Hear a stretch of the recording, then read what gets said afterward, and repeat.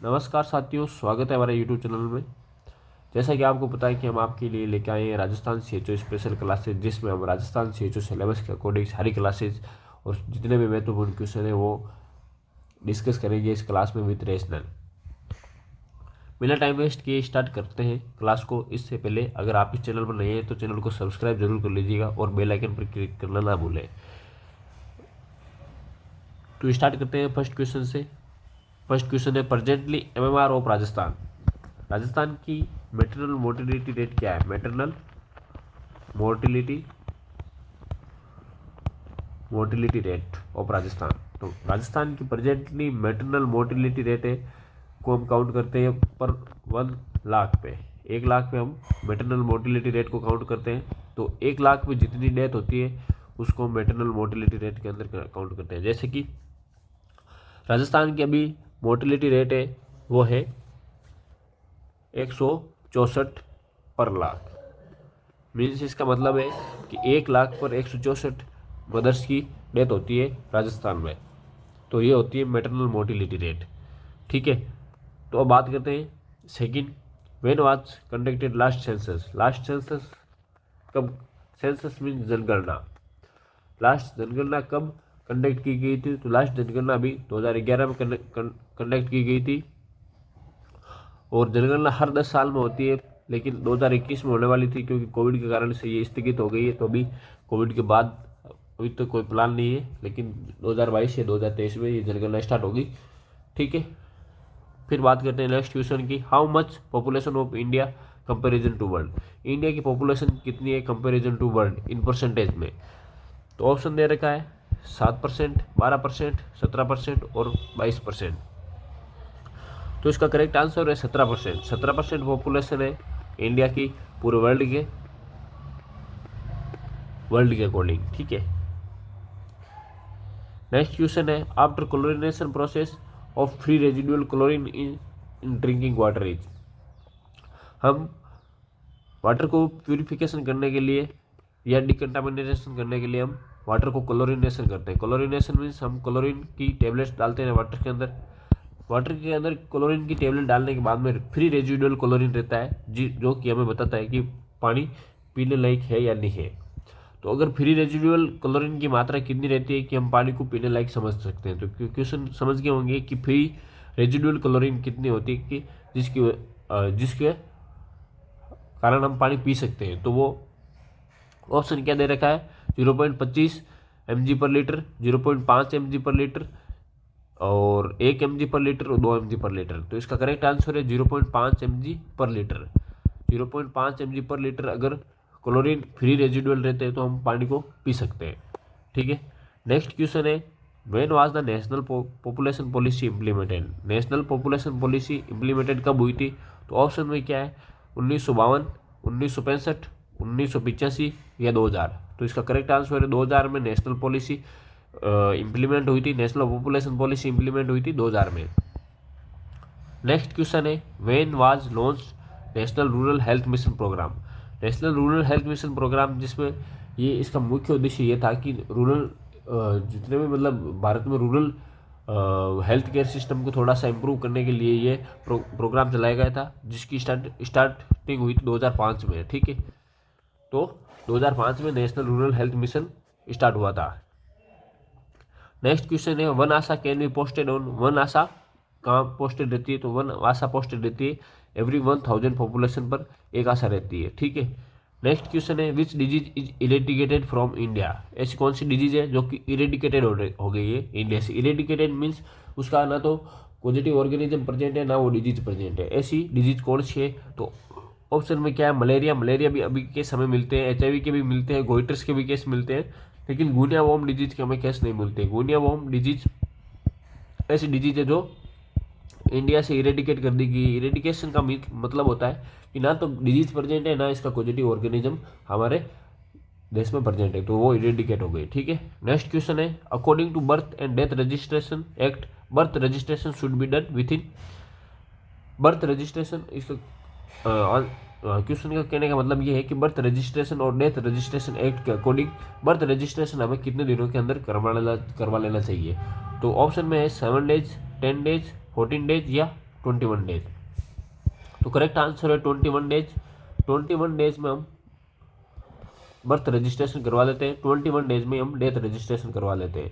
पहले इनका क्राइटेरिया अलग था, लेकिन अभी दोनों का सेम कर दिया है कि बर्थ रजिस्ट्रेशन और डेथ रजिस्ट्रेशन दोनों 21 डेज के अंदर हमें करवाना रहता है।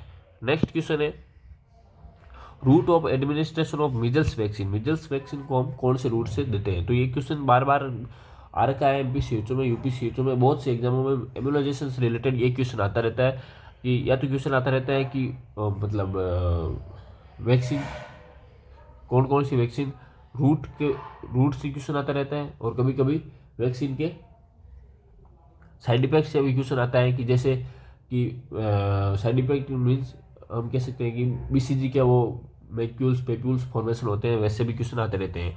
तो इसमें क्वेश्चन क्या है कि route of administration of measles vaccine. Measles vaccine का रूट ऑफ एडमिनिस्ट्रेशन क्या होता है? तो मिजल्स वैक्सीन का रूट ऑफ एडमिनिस्ट्रेशन होता है वो होता है सबक्यूटेनियस। ठीक है। नेक्स्ट क्वेश्चन है normal BMI index. BMI index means body mass index. Body mass index means हमें इसमें ओबेसिटी का पता चलता है। ठीक है, ओबेसिटी या फैटी होने का पता हम बीएमआई से लगाते हैं। तो बीएमआई की नॉर्मल जो रेंज होती है वो होती है 20 से 25। ठीक है, 20 से 25 मीन्स 18 से ये 24.9 तक होती है, लेकिन इसमें ऑप्शन में 20 से 25 दे रखा, तो ऑप्शन यही 20 से 25 होगा। ठीक है। नेक्स्ट क्वेश्चन है in the children with ORS solution which substance should be given in the case of diarrhoea. ORS के साथ साथ हम चिल्ड्रन को अगर डायरिया हो रहा है तो उसके साथ साथ क्या देते हैं? तो ये ORS के साथ हम जिंक भी देते हैं चिल्ड्रन को, और ये WHO ने मतलब अपने प्रोटोकॉल्स में शामिल कर लिया है कि ORS के साथ साथ हमें जिंक भी देना रहता है, क्योंकि जिंक एक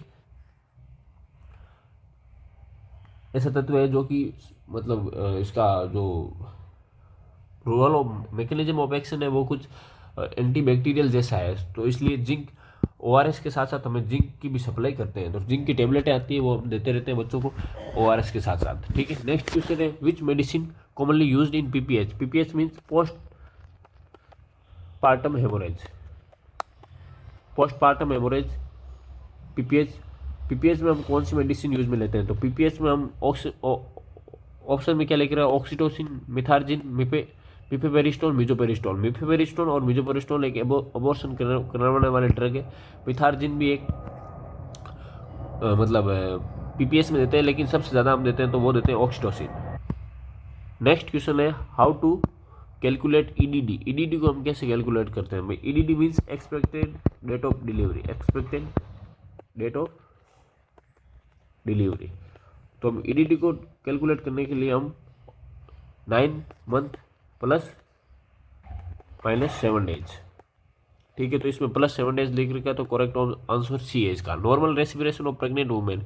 प्रेग्नेंट वुमेन की नॉर्मल रेस्पिरेशन कितनी होती है? प्रेग्नेंट वुमेन की नॉर्मल रेस्पिरेशन 18 से 20 ब्रीथ पर मिनट होती है। ठीक है, तो इसका करेक्ट आंसर है बी।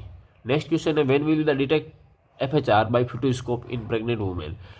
फिटल हेल्थ रेट तो 12 वीक से स्टार्ट हो जाती है, लेकिन हम फिटोस्कोप से कब सुनाई देती है? तो फिटोस्कोप से हमें सुनाई देती है, वो देती है 20 वीक्स तक। तो इसका करेक्ट आंसर है 20 वीक्स। लेकिन फिटल की हार्ट रेट वो स्टार्ट हो जाती है 12 वीक पे, लेकिन हमें फिटोस्कोप से कब सुनाई देती है? वो देती है 20 वीक्स पे। ठीक है, तो करेक्ट आंसर इसका 20 वीक्स है। नेक्स्ट क्वेश्चन है according to WHO anaemia can be defined in the pregnant women while HB level less than. Means WHO के अकॉर्डिंग एनीमिया कब हमें डिफाइन करना है? एनीमिया हम कब बोलेंगे कि इस वुमेन्स को एनीमिया है प्रेगनेंसी में? तो वो है 11 mg/dl से अगर कम HB लेवल है तो हम उसको एनीमिया बोल सकते हैं अकॉर्डिंग टू WHO। ठीक है, ये इंडिया का अलग है इसमें, और WHO की गाइडलाइंस अलग है। तो WHO गाइडलाइंस के अकॉर्डिंग 11 mg/dl से अगर कम HB है तो हम उसको एनीमिक वुमेन्स बोलेंगे। ठीक है, next question of full form of IUCD। IUCD की फुल फॉर्म क्या है? वो होता है इंट्रायूट्राइन कॉन्ट्रासेप्टिव डिवाइस। ठीक है, normal fetal heart rate. Normal fetal heart rate कितनी होती है? नॉर्मल फिटल हार्ट रेट होती है वो तो 120 से 160। ठीक है, 100 से 120 होती है तो वो कम होती है, उसको ब्रेडी बोल सकते हैं। ज़्यादा 160 से 100 ज़्यादा तो उसको टेकी बोल सकते हैं। ये तो होती नहीं है क्योंकि ये नॉर्मल रेस्पिरेशन एडल्ट में होती है, लेकिन बच्चों में नहीं होती है। ठीक है, तो इसका करेक्ट आंसर है 120 से 160 बीट पर मिनट। ठीक है। नेक्स्ट क्वेश्चन है diagnostic test should be followed in ANC. ANC antenatal care, antenatal care में कौन कौन से हमें टेस्ट फॉलो करने रहते हैं, तो हमें एचबी, यूरिन और शुगर प्लस एचसीजी। एचसीजी में ह्यूमन कोरियोनोट्रोपिक हार्मोन के हम जांच करवाते हैं, डायग्नोस्टिक टेस्ट एएनसी में करवाते हैं। नेक्स्ट क्वेश्चन है, एक प्रेग्नेंट वुमेन है, वो टीटी वैक्सीन 4 महीने पहले ले ली थी और वापस अब हॉस्पिटल आई 8 महीने बाद में, तो हम आज एज नर्स आप क्या करोगे। तो ऑप्शन है इसमें, हम उसको टीटी इंजेक्शन नहीं देंगे, do not give TT injection, TT vaccine, या नेक्स्ट है give the next dose of TT vaccine, या you have to give 0.1 ml dose instead of 0.5 ml dose, और या you have to give now TT injection and after 50 days 1 more should be given. तो इसका correct answer है वो हम देंगे कि उसको टीटी का इंजेक्शन एक दे देंगे, ठीक है। बाद में जब सेकंड डोज उसको वापस बुला लेंगे कि 1 महीने बाद में आना है आपको, तो ठीक है। कंटिन्यू इम्यूनाइजेशन जरूरी है, इसके लिए हम जैसे ही वो आई तो हम उसको एक shot give the next dose of TT vaccine दे देंगे।